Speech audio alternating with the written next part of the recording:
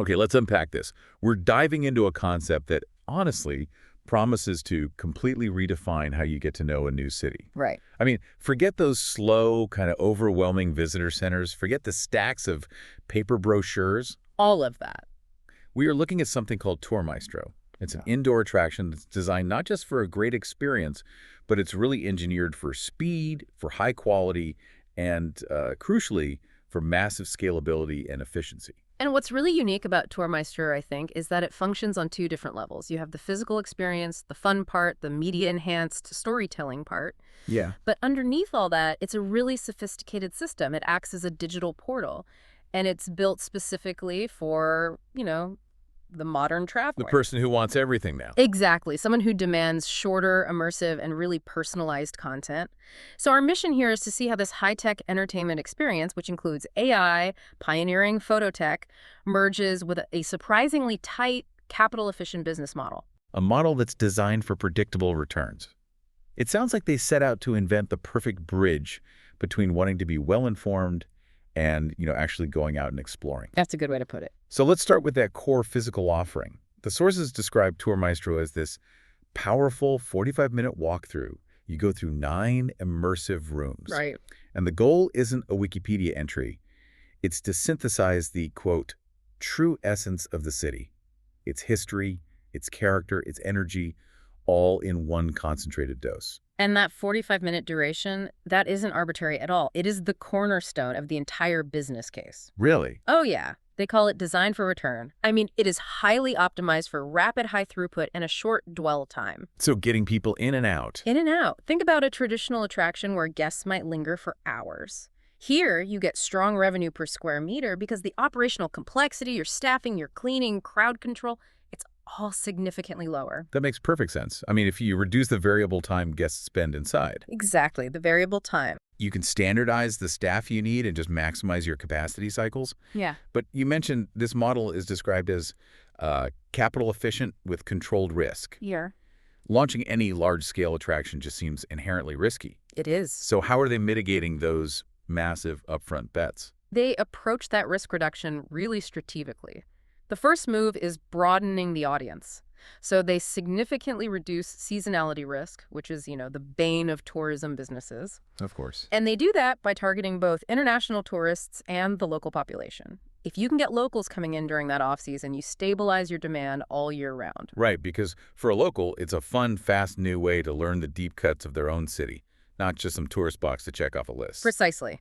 And secondly, the entire financial structure is designed to be lean. This model actually requires lower visitor volumes to reach that critical break-even point compared to, say, a traditional sprawling museum. They're just minimizing overhead wherever they can. So it's lean, it's fast, and needs a lower margin of error to succeed. Hmm. But if the plan is to scale this globally, replicate it in Stockholm, London, New York, how do they make sure the quality stays high and consistent? That's where the ownership of the intellectual property comes in, and this concept of turnkey delivery. Turnkey. Yeah, so TourMaestro owns the full IP for the design, the scripts, the media, the tech platform. And a turnkey approach means they hand over a fully operational, quality-controlled attraction. It's ready to go. So it's consistent everywhere. It ensures that every TourMaestro, no matter the city, meets that same high standard.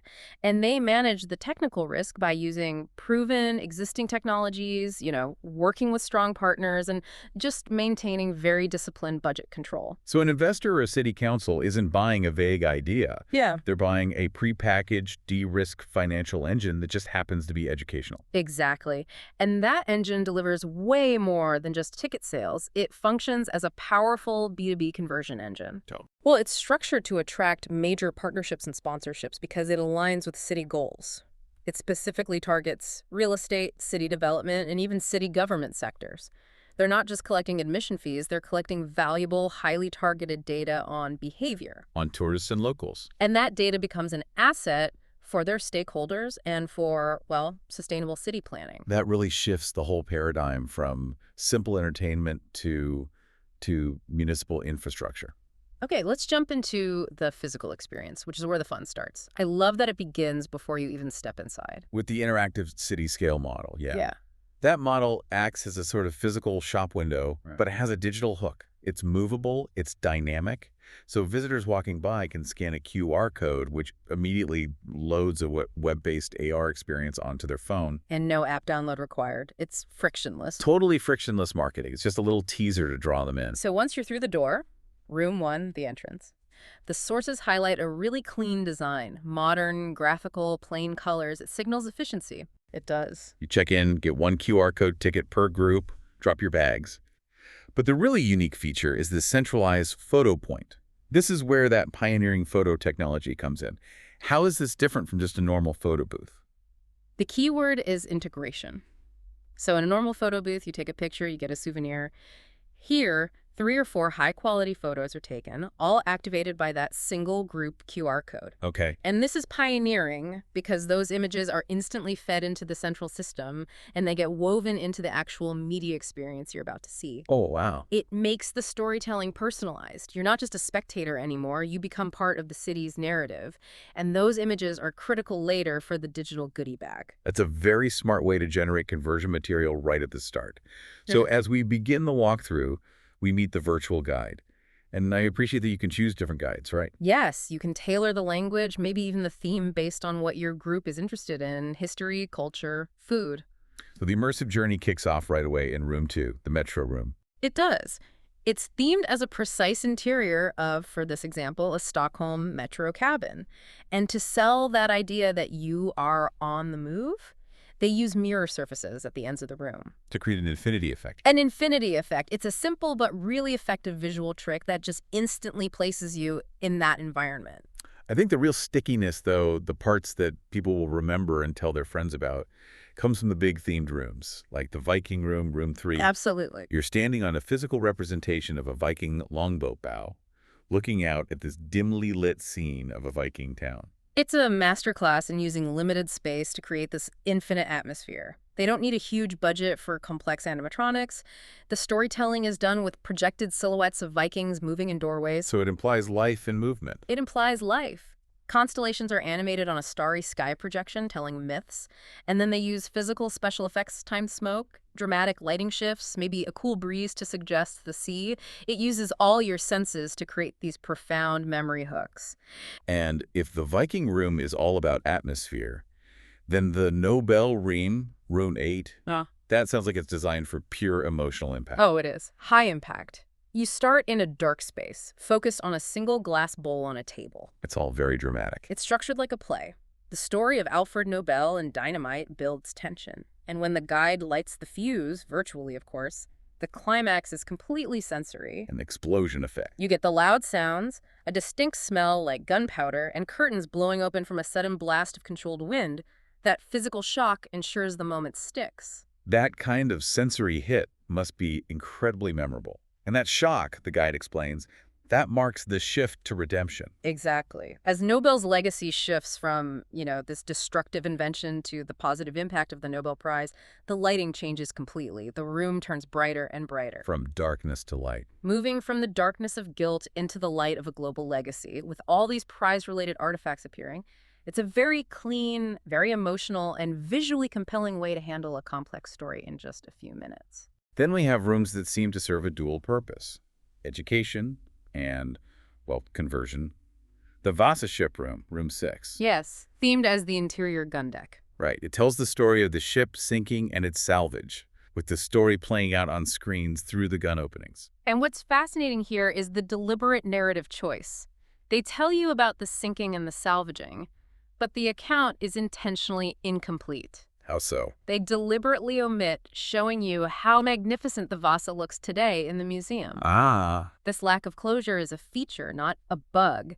It's designed to encourage a visit to the actual museum. It's a built-in soft conversion tool. So they educate you just enough to make you hungry for the full experience outside the door. That feels a little less focused on the true essence and a bit more on driving commerce. It's the platform function in action. And the whole journey culminates in room 10, the finale. Right. The biggest room, designed to create this sense of soaring movement. A vibrant montage through the city, the old town, parks, museums, food. It's a final, highly motivational push, inviting you to step outside and visit these places immediately. It completes the physical journey and acts as the perfect bridge to the digital portal. We've just absorbed 45 minutes of high-impact storytelling. Now, the system is primed to maximize that enthusiasm for conversion. Okay, so what happens the moment we exit that room and enter the shop area? We scan our QR code, and I assume the digital conversion machine kicks into high gear. Instantly, that scanning action unlocks the TourMaestro digital goodie bag. And this is high-value personalization.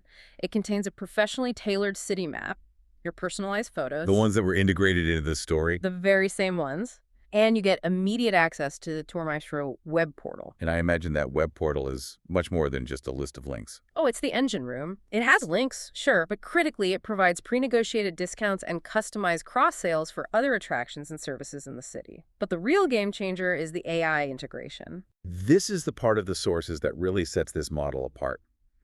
How is the AI companion learning about us during that 45-minute tour? Well, it's seamlessly integrated. The system has been tracking your choices and your reactions the whole time. For instance, which thematic guide did you pick at the start? Right. Did you linger a bit longer in the Viking room or the Nobel room? Did you happen to click on a specific QR code in one of the transitional spaces? That data tells the AI what your core interests are. History, science, food, nightlife. Exactly.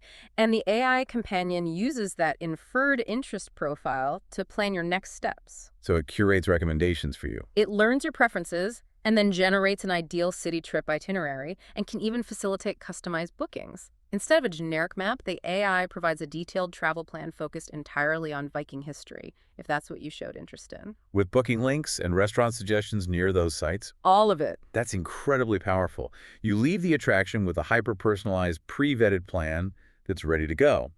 And you mentioned the AR City model comes back into play. It does. It ties the physical and digital portals together perfectly. After your visit, when you go back to that interactive scale model, scanning your personalized QR code instantly loads your customized city map onto the platform. Highlighting your specific points of interest. Precisely. And that interactive platform is then used explicitly to promote partners and sponsors for instant transactional purchases. It moves you from interest to action immediately. You can order an Uber right there. You could order an Uber to the historical site the AI recommended, find a highly rated nearby restaurant, or instantly buy discounted boat tour tickets, all from that AR-enabled model. It turns a static model into a fully transactional conversion tool. Okay, so let's zoom out and look at the big picture for the learner. TourMaestro is clearly far more than just a walk-through attraction. Yeah. It's a sophisticated blueprint. It is a blueprint that merges this high-energy, media-enhanced knowledge transfer, the Viking longboats, the explosive Nobel stories, with a very sophisticated, risk-managed, and highly scalable revenue system. That's right. It uses that high-impact physical storytelling to generate memory and excitement, but then it leverages all this tech, the photo tech, the AI, the AR, to capture data and generate digital conversion. It's a repeatable deployment model.